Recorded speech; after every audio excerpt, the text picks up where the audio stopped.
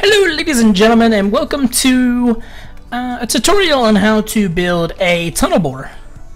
For any of you who remember Red Power, you remember the good old tunnel bore, and I have, after much trial and error, figured out a way to make it work. You could, you know, do a Thaumcraft tunnel bore with the, what is it called, the arcane bore. And I do apologize if that is loud. I don't even know. Look, we'll turn that down. Anyway, so you might remember that. That might work. But this is something a little less Thaumcrafty. It does require several mods. Funky Locomotion, Red Power, or excuse me, Project Red, regular Minecraft for a lever, Tesseract, or an Ender chest, whichever you prefer. Although I'm pretty sure you're going to have to use a Tesseract. We have extra utilities, which you're probably going to have if you have Funky Locomotion, and Thermal Expansion. So I kind of sent this a little too far forward. Now there is one slight downfall, and you might notice I've been testing various things.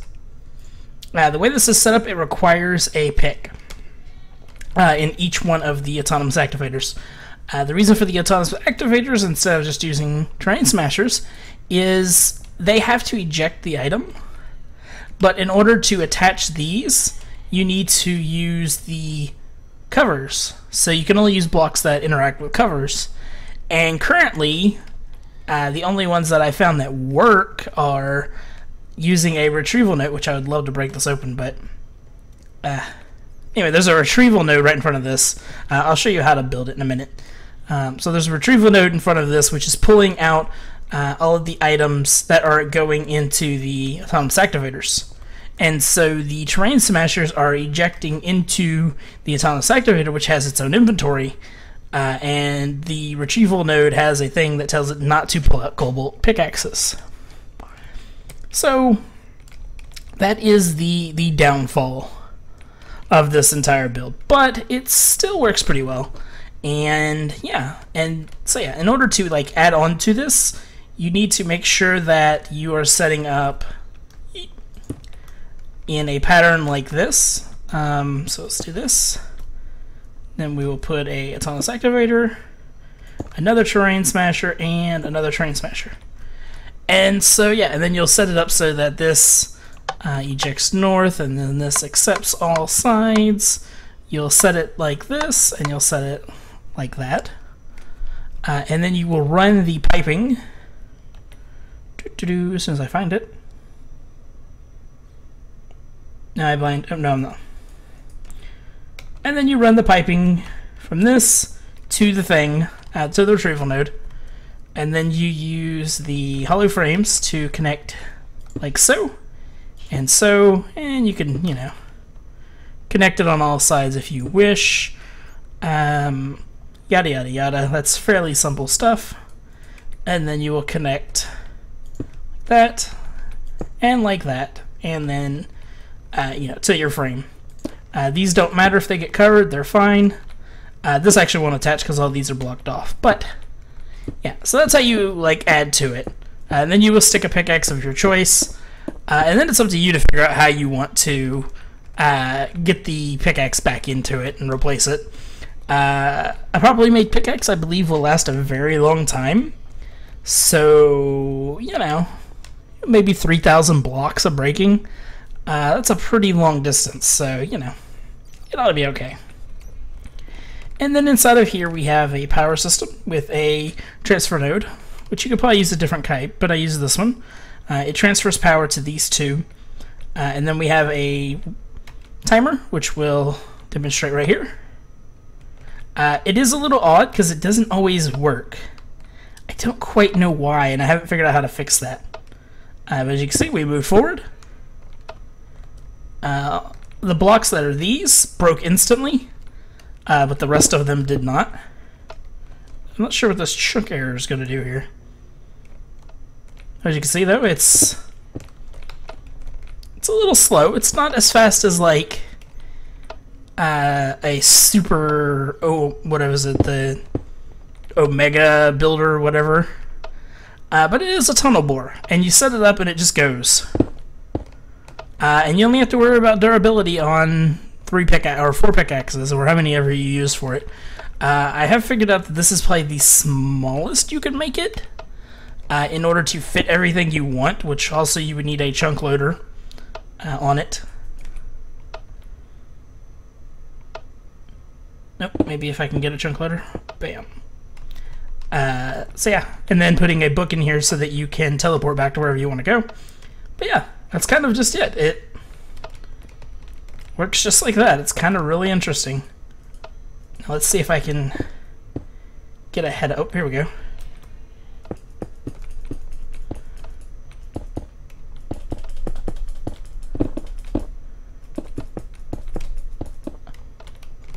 And it should be... Go. Bam, look at that. And again, you can expand it as much as you want. It's just going to require an extra pickaxe for every autonomous activator that you're going to have to set up. But as you can see... Oh, I missed a block, didn't I?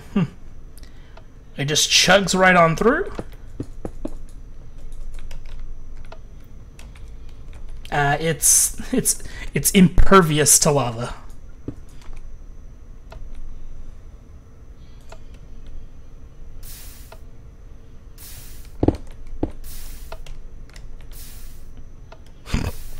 Lava gives no fucks. Anyway, so yeah, that's it. I'm gonna go ahead and kill it before it does something crazy when it goes across that boundary. But yeah, that's the build. So let's go ahead and kill this lava, and let's go ahead and break into it real quick. My computer does not like me standing near that. Oof.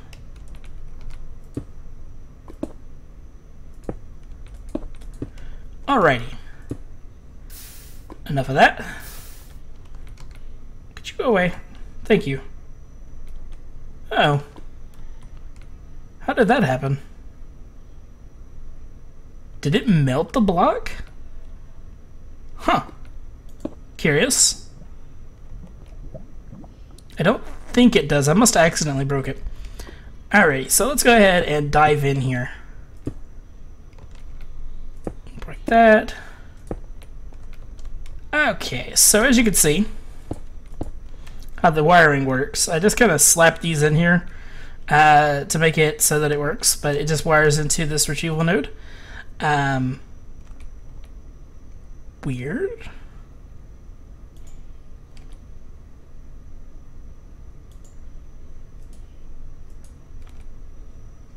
It's my chest. Oh, I bet the chest that's connected to that's full. We'll say that's what it is because I'm pretty sure it is. That's the only thing that makes sense anyway. So anyway, retrieval node. I put a bunch of speed upgrades in there just to make it even faster. Item filter, so that it ignores metadata. You don't need the MBT, but I put it on there anyway. And I inverted it so that all in all it works really well. The Manyullyn pick that we have in there, or excuse me, it's not Manyullyn pick. It's mining level Manyullyn. It's a cobalt pick. You could throw a Manyullyn, however you pronounce it, handle onto it. Throw some reinforcement onto it. You could even throw a the thing that allows you to store RF in it. I'm blanking. That thing, what's it called? I can't find it. Oh, there it is. The capacitors, duh. You can even throw those on there and be able to use them as well. So that's cool. Other than that, it's just set up the way that I showed you.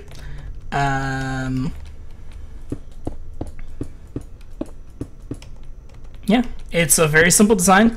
But works very effectively. If you have any questions, feel free to ask them down below. I am making this for my single player series that I'm doing for Minecraft. And yeah. Oh. I'm just gonna run over here real quick. I built that really far away apparently. I did not mean to. Oh, I know why I built that far away. So real quick, I guess I'll jump down here. You don't have to keep watching if you don't want to, but I do thank you for watching, and I encourage you to have a wonderful day. But this was my original design, which would have worked great using hammers until I remembered lava. And then it made me think about obsidian. And so if a piece of obsidian caught in front of this... Let's kill the lava. If a piece of obsidian caught in front of it, or if like a piece of cobblestone spawned here, for example, this wouldn't break it. And so I had to switch to something that would allow me to be able to mine it. But this would work great if it wasn't for that. It was perfect, in fact. But similar shaft design. Yeah, but that's about it. Oh, the lag. The lag is real. Anyway, so that's the design. That's what I think is very cool about it. If you don't feel like building like an uber miner that requires like billions of energy, and you want something that just requires a little bit of energy to move, and yeah, as you can see, just set it up with this. This is my chest. It is definitely full, so that explains why that quit working. And this is just a few other things that I've been working on, some designs, just, you know, just to show off. But yeah, thank you guys for watching, and as always, have a wonderful day.